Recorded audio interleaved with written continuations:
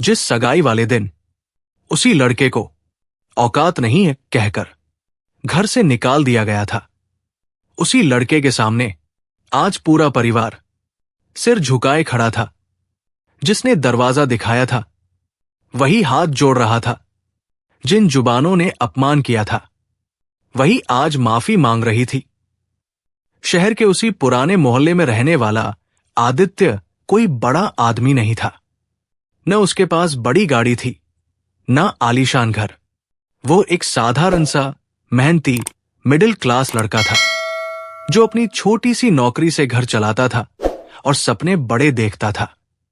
और यही बात निशा जानती थी, बहुत अच्छे से जानती थी। निशा अमीर घर की लड़की थी, बड़ा घर, रुतबा, रिश्तेदारों में इज्जत। जब आदित्य उसकी जिंदगी में आया उसने कभी अपनी हालत छुपाई नहीं। उसने साफ कहा था, मैं ज्यादा अमीर नहीं हूं, बस ईमानदार हूं। निशा मुस्कुरा दी थी, मुझे पैसे से नहीं इंसान से मतलब है। लेकिन वही निशा यही सच्चाई अपने घर वालों से छुपा गई। उसने पिता से कहा था, लड़का अच्छी नौकरी करता है, परिवार भी ठीक ठाक है। मां से कहा, सब कुछ ठीक है, आप चिंता मत करो। और आदित्य वो भरोसा करता रहा। उसे लगा शायद निशा सब जानती है, सब संभाल लेगी। सगाई का दिन आ गया। घर में रौनक थी, मेहमान, रिश्तेदार, हंसी मजाक। आदित्य पहली बार इतने बड़े घर में कदम रख रहा था। उसके चेहरे पर संकोच था, लेकिन आंखों में सपना। वो सपना एक इज्जतदार रिश्ता। सगाई की रस्म शुरू होने ही वाली थी कि निशा के पिता की नजर एक कोने में बैठे आदित्य के पिता पर पड़ी।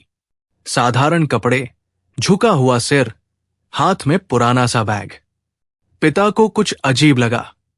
उन्होंने धीरे से किसी रिश्तेदार से पूछा, लड़के के पिता क्या करते हैं? जवाब सुनते ही उनके चेहरे का रंग बदल गया। जी, छोटे से कस्बे में किराने की दुकान है।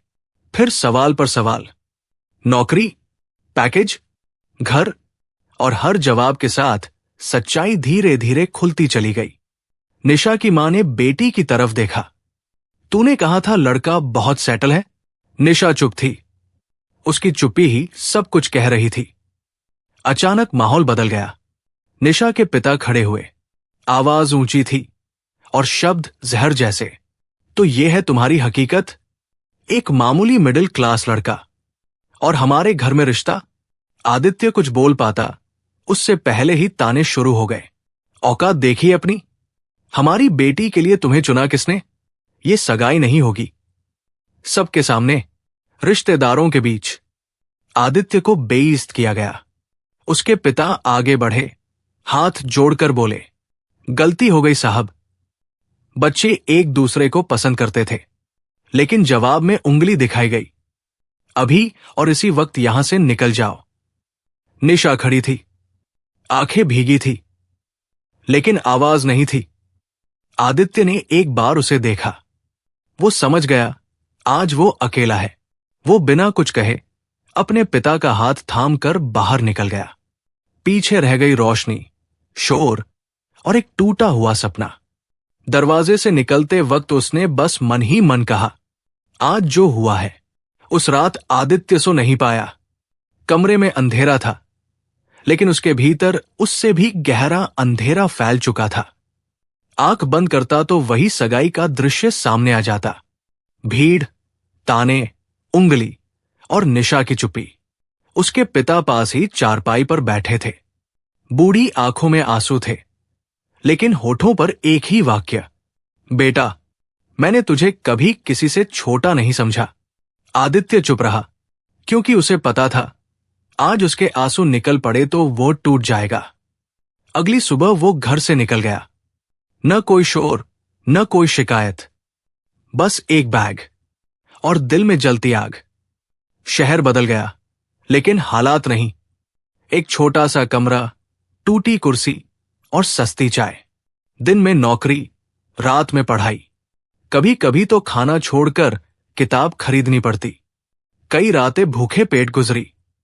कई बार मन ने कहा, छोड़ दे, सब किस्मत में नहीं होता। लेकिन तभी वही अपमान याद आता और उसी के साथ निशा का झुका हुआ चेहरा। वो खुद से बोलता, अगर आज मैं रुक गया तो जिंदगी भर वही उंगली मुझे दिखाती रहेगी। धीरे धीरे आदित्य बदलने लगा। उसकी आंखों में नींद कम और आग ज्यादा थी। हर असफलता उसे और जिद्दी बना देती। पहली बार परीक्षा में फेल हुआ, दूसरी बार नंबर कम आए, तीसरी बार इंटरव्यू में बाहर कर दिया गया।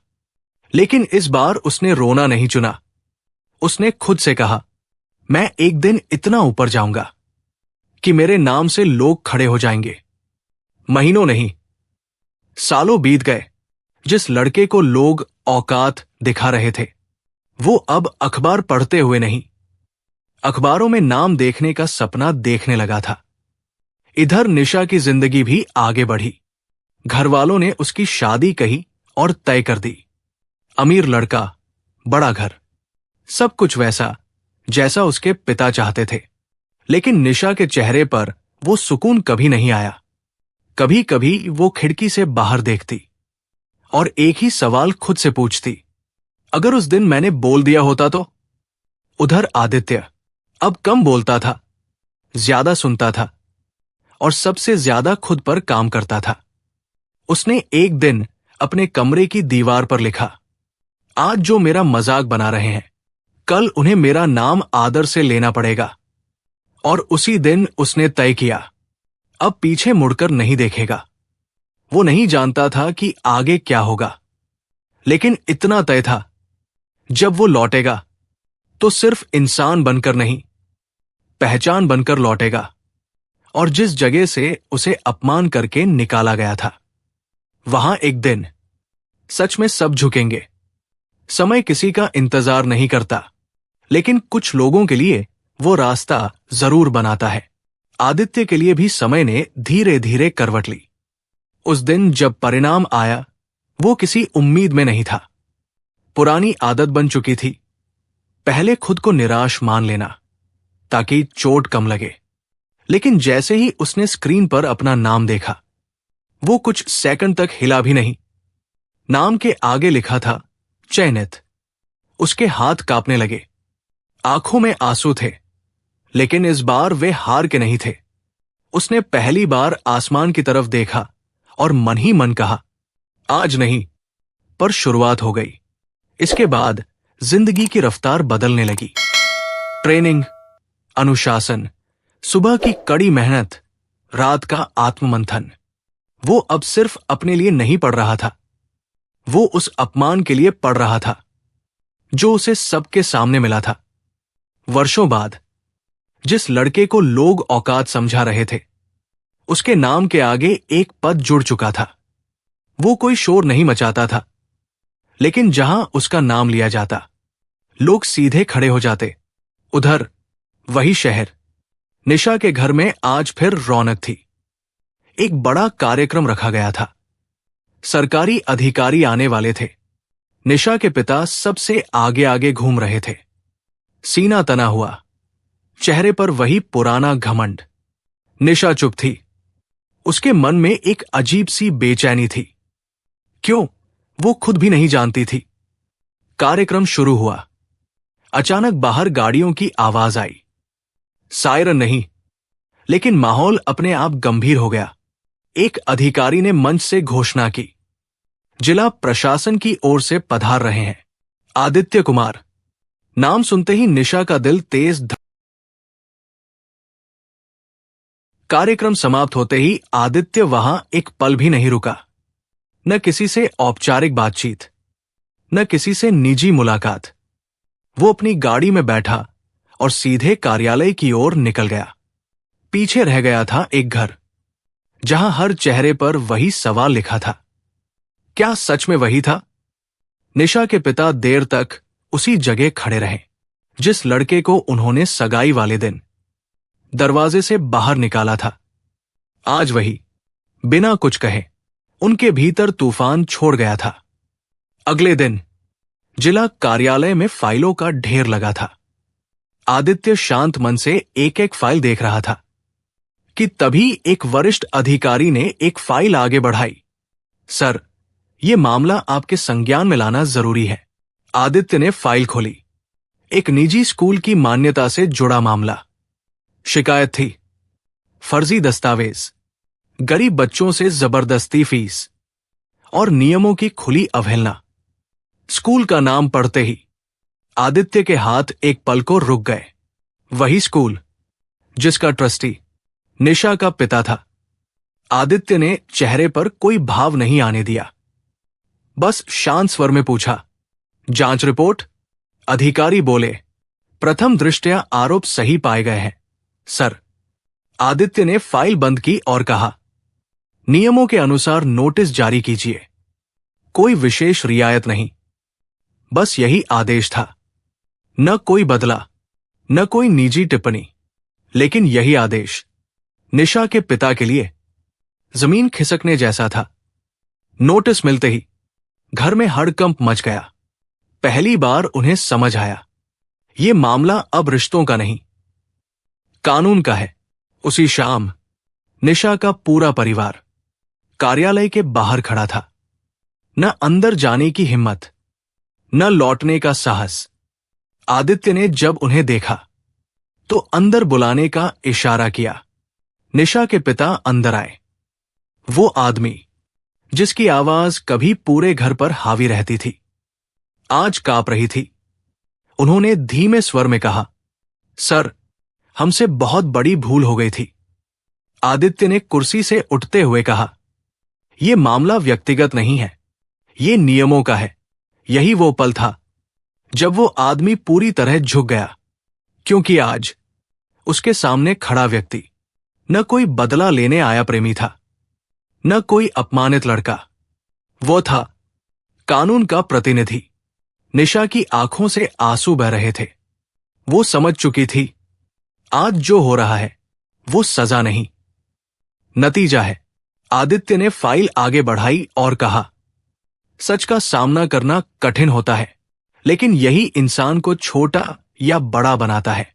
पूरा परिवार सिर झुकाए खड़ा था, क्योंकि आज जिसे उन्होंने कभी हैसियत में तौला था, वो अब उनकी तकदीर का फैसला करने वाली कुर्सी पर बैठा था। और ये झुकाव किसी जोर से नहीं, खुद की गलती के बोझ से था। नोटिस मिलने के बाद निशा के घर में सन्नाटा था। वही घर जहां कभी रुतबा बोलता था, आज आत्मग्लानि चुपचाप बैठी थी। निशा की मां ने पहली बार बिना किसी डर के कहा, हमने उस दिन इंसान नहीं देखा, सिर्फ हैसियत देखी थी। निशा अपने कमरे में अकेली बैठी थी। आईने में खुद को देखती तो उसे वही सगाई वाला दिन याद आ जाता। आदित्य की झुकी हुई नजरें, उसके पिता की ऊंची आवाज और उसकी अपनी चुप्पी। अब वो चुप्पी उसे काटने लगी थी। दूसरी ओर आदित्य कार्यालय में रोज की तरह काम कर रहा था। फाइलें, आदेश, मीटिंग, सब कुछ सामान्य था। किसी को अंदाजा भी नहीं था कि ये वही आदमी है जिसे कभी इसी शहर में सबके सामने बेइज्जत करके भगाया गया था। शाम को जब वो कार्यालय से निकला तो बाहर वही परिवार खड़ा था। इस बार न किसी डर में, न किसी मजबूरी में, पश्चाताप में निशा आगे बढ़ी। आंखों में आंसू थे, लेकिन आवाज में हिम्मत। आदित्य, उस दिन मैं सच बोल सकती थी, लेकिन मैंने डर को चुना। आज समझ आई है, डर से लिया गया फैसला जिंदगी भर सजा बन जाता है। आदित्य ने उसकी बात ध्यान से सुनी। उसके चेहरे पर कोई शिकन नहीं थी, बस एक ठहराव। उसने कहा, उस दिन अगर तुम बोल देती तो शायद मैं वही रुक जाता। आज जो कुछ हूं वो उसी दिन की देन है। निशा रो पड़ी। उसने धीरे से कहा, क्या अब भी? आदित्य ने बात पूरी होने से पहले ही रोक दिया। कुछ रिश्ते वक्त पर पूरे न हों तो बाद में सिर्फ याद बनकर रह जाते हैं। निशा के पिता आगे आए। वो आदमी जिसकी आवाज कभी सबको चुप करा देती थी, आज बेहद धीमी थी। बेटा, उस दिन हम गलत थे। अगर माफी मिल जाए तो। आदित्य ने सिर झुकाकर कहा, माफी तब दी जाती है जब सामने वाला सजा चाहता हो। मैंने उस दिन ही सब कुछ छोड़ दिया था। यही अंतिम झुकाव था। पूरी तरह भीतर से आदित्य वहां से चला गया। न पीछे देखा, न कुछ कहा। कुछ दिन बाद स्कूल का मामला नियमों के अनुसार सुलझा। कोई पक्षपात नहीं, कोई कठोरता नहीं। शहर में धीरे धीरे लोग कहने लगे, वो अफसर बदला नहीं लेता, बस सही करता है। और यही उसकी सबसे बड़ी जीत थी। एक शाम आदित्य अपने कमरे की खिड़की के पास खड़ा था। शहर की रोशनियां नीचे चमक रही थी। उसने मन ही मन कहा, जिस दिन मुझे तोड़ा गया उसी दिन मुझे बनाया भी गया। दूर कहीं निशा भी उसी आसमान को देख रही थी। अब उसके पास पछतावे के अलावा कुछ नहीं था। और आदित्य के पास अपनी पहचान, कभी जिस लड़के को औकात दिखाकर भगाया गया था, आज उसके सामने बिना कहे सब झुक चुके थे। क्योंकि सच्ची ऊंचाई आवाज से नहीं, चरित्र से मापी जाती है।